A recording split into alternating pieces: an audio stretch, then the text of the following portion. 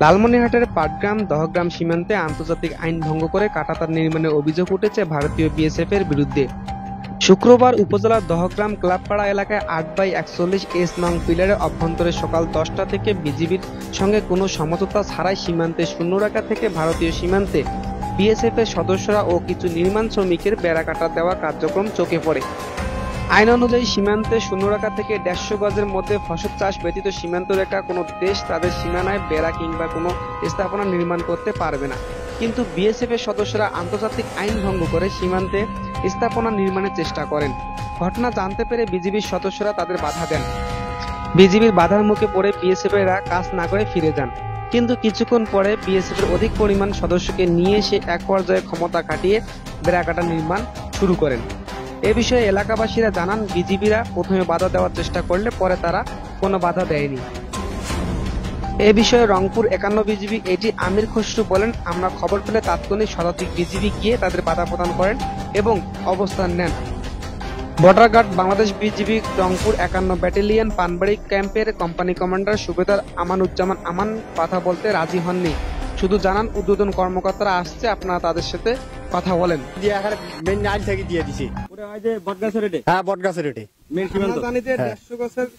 মানে ভিতরে থাকে আপনার এই বেড়াকাটা দেয় বা তার কাটা দেয়, কিন্তু এখন ১৫০ গজ বাইরে দিছে।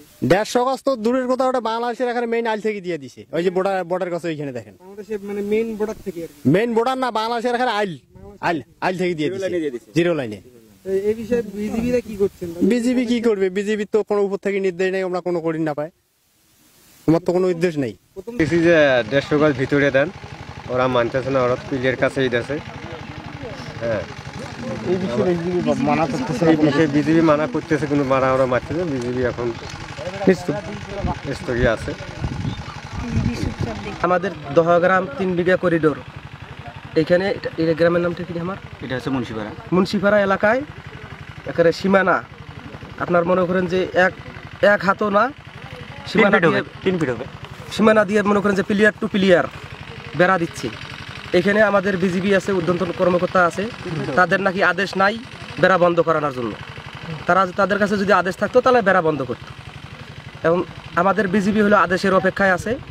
আমাদেরকে পাবলিক যারা আছি, আমরা ইচ্ছা করলে আমাদেরকে যদি বিজিবি বলে, আমরা যদি চিল্লা হাল্লা করতেছি আমরা এখানে, কিন্তু চিল্লা হাল্লা করলে বিজিবি আমাদেরকে নিষেধ করতেছে চিল্লা হাল্লা করার জন্য।